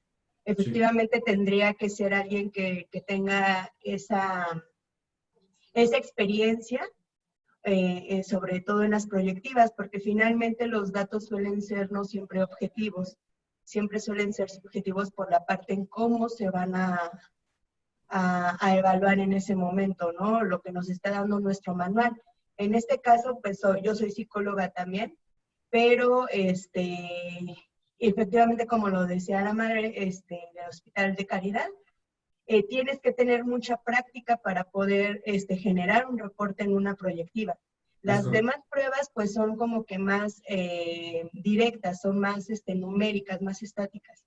Pero en una proyectiva sí necesitas tener mucho labor, mucha concentración y mucha responsabilidad al tener que dar un resultado, sobre todo porque es evaluar la personalidad de una persona. Ya no estamos hablando de inteligencia, de actitud, ya estamos hablando de cómo se comporta y cómo podría ser esta parte del proceso mental de una persona, ¿no? La grafología, por ejemplo, también es una prueba que tienes que tener muy estudiada, porque no solamente es como ver la letra alta, baja, ancha, delgada, corta, alargada y demás cosas, o sea, como que estudiarlas mucho. Creo que en esta parte sí tendríamos que estarnos actualizando constantemente, sobre todo si somos RH solamente y queremos estarlas aplicando, pues estarlas estudiando un poquito más. Otra cuestión de las pruebas son del tiempo. A mí nunca se me ha hecho como que muy, ¿cómo llamarlo? Bueno, no me gusta que sean a tiempo. ¿Por qué? Porque la gente se comienza a presionar demasiado. Y cuando comienza a ver que el tiempo va a terminar, en ese momento la gente ya comienza a contestar de sí, ¿no? De Tim Marini, de no, bueno. Y no es nada más por decirlo, o sea, nos ha pasado a todos los que hemos en algún momento contestado alguna prueba, ¿no? De pronto vemos que, son 2 minutos para prueba de matemática. Y de pronto vemos que ya nos faltan 5 segundos y no contestamos ni 5 preguntas, ¿no? Es correcto. Y en este caso, en cuestión de que decía de los resultados, efectivamente necesitamos una retroalimentación sobre nuestros resultados. Porque en ese momento dices, bueno, contesté 3 preguntas de 100 preguntas de matemáticas, ¿no? ¿Y cómo fue que me contrataron? Entonces, sí es necesario como que esa parte de extender un poquito el tiempo o de sí generar un tiempo un poquito más cómodo para las personas también. Es correcto. Esto es muy valioso que nos comparten allá del Colegio Amada Mendívil. ¿Por qué? Porque finalmente esto pasa mucho en las pruebas antiguas, esta restricción de tiempo que presiona y altera un poquito el resultado. En las pruebas nuevas, ya sistematizadas, que ya traen nuevas plataformas, ya normalmente no hay restricción de tiempo. Como las que ustedes hicieron, ya no hubo restricción de tiempo. Nos da un tiempo estimado, pero no nos cierra la prueba después de determinado tiempo, ¿no? Porque sí genera una variable que llega a alterar al candidato si a veces no sabe manejar este tipo de cosas, ¿no? Entonces, bueno, pues creo que hay ahí las herramientas básicas, ya conocen las herramientas, hay que profundizar en ellas, véanlo como algo que si no conocíamos, que sepamos que existe y que sepamos que nos puede dar ahí una dimensión interesante para profesionalizar nuestros recursos humanos. Con esto yo estaría cerrando la sesión del día de hoy, pero no me quiero ir sin antes darles el enlace para que podamos tener nuestra evaluación. Les platicaba yo al inicio de la sesión que íbamos a tener un examen como parte de este entrenamiento por tratarse de conocimientos técnicos y vamos a tener este examen. Se los pongo ahí en pantalla, si lo alcanzan a ver. Ahí está el enlace, pueden ustedes escanear directamente con su teléfono el código QR y si no, les está esta dirección. Este examen les pido, dura muy poquito, en realidad todo lo que les pregunta viene, ya lo revisamos, es un poquito para fortalecer el aprendizaje. De todos modos, esta liga yo se las comparto nuevamente en el chat de WhatsApp que tenemos, en el grupo de WhatsApp que tenemos, para que ustedes la tengan ahí a la vista. Les pido que lo hagamos antes del día lunes. Les tomará, yo estimo que no más de 10 minutos. En el momento en que yo publique el video de esta sesión, queda inhabilitada la prueba, entonces ya no podrían contestarla, ¿no? Entonces, es una prueba muy sencillita, no se me angustien. Ahí es de opción múltiple para que puedan tener también el factor suerte de que les ayude, pero estoy seguro que no va a tener mayor complicación. Y bueno, pues prácticamente eso sería todo. Como decimos, faltan los avisos parroquiales. Si hay alguna otra condición que ustedes quisieran comentar, les comparto únicamente. Sabemos que estamos ahorita complicados con la operación, pero la intención es poder desahogar el proyecto en el plan A que teníamos estimado. Entonces, tenemos visitas programadas el día lunes, lunes 30 de marzo. Yo voy a estar visitando el Colegio Fray Pedro de Gante, allá en Cortázar. Voy a estar por allá con ustedes para hacer esta primera visita, esta revisión. Lo único que les pido allá, tenemos a alguien aquí ahorita de allá de Fray Pedro de Gante, me parece que sí, ¿verdad? Había alguien del Colegio Fray Pedro de Gante. Estaré por allá el día lunes. Originalmente teníamos las reuniones pactadas a las 8 de la mañana. Les pido que me aguanten llegar a las 9 porque yo voy a salir muy temprano de la Ciudad de México. Entonces me transporto directo de la Ciudad de México para allá, para Cortázar. Estaré llegando por allá. Yo estimo no más allá de las 9 de la mañana para que podamos atender esta visita. El día lunes también Oscar estará visitando el Colegio Carlos Grossman, estará por allá en Acayucan. Oscar va a estar el lunes en Acayucan, 30 de marzo también, haciendo esta visita. El día martes 31, yo me muevo de Cortázar, me voy para Coroneo, entonces Colegio Marina Roa, estaré por allá con ustedes el día martes visitándoles. Cualquier cosa, cualquier observación, no duden en hacérmelo saber por mensaje. Y Oscar va a estar el día martes 31 de marzo en Veracruz, atendiendo la visita con el Sanatorio San Francisco. Oscar va a estar por allá con ustedes el martes 31. Entonces, cualquier situación, vamos a estar en contacto. Este es para poder ir desahogando el plan. Ya este martes son las últimas visitas que tenemos. Daremos una pausa como teníamos considerado hasta regresando de Semana Santa y viendo también cómo van estas fases de la contingencia por el coronavirus, ¿no? Cómo va evolucionando. Si tienen ahí alguna observación que nos quieran hacer, con todo gusto lo vemos para ya continuaríamos con las visitas si no hay una restricción más severa. A partir del 20 de abril estaríamos continuando con las visitas. Una de las razones por las cuales no hemos detenido las visitas es porque, en particular en el caso de colegios, el compromiso es que podamos concluir con todo este proceso antes de que finalice el ciclo escolar, para que ya tengamos todo listo. Entonces, bueno, esa es un poquito la condición. No sé si hay alguna pregunta, algún comentario adicional que quisieran hacer, por favor. Adicional, si no, con esto estaría yo concluyendo el día de hoy. Me escriben aquí de Hipoverelo, allá en Jalapa, para agregarles al WhatsApp. Le aviso a Madre Nina, hay que mandarle estos datos porque Madre Nina es la administradora de nuestro grupo de WhatsApp. No puedo yo anexar a nadie más, entonces habría que avisarle a Madre Nina para que nos haga favor, ¿vale? Muy bien, entonces, ¿qué pruebas recomiendo para este tipo de titulares? comportamientos y motivaciones. Eso para docentes creo que podría ser muy importante. Y una vez que amarremos la parte de competencias, tal vez podríamos hablar de una prueba de axiología para docentes, ¿no? Habría que buscar. Muy bien, pues muchísimas gracias. Les agradezco de verdad muchísimo haber estado en esta reunión. La parte de grafología les mando subo el manual. La grafología la podremos aplicar prácticamente con todo el mundo. Nos damos una visión desde la solicitud de empleo, de los trastos, del formo de la letra. A mí me gusta mucho la grafología.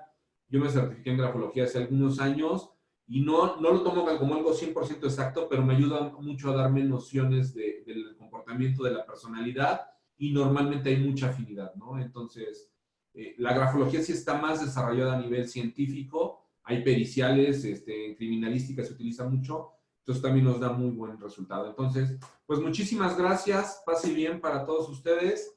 Estamos en comunicación y nos vemos por allá en Cortázar el próximo lunes. Hasta luego.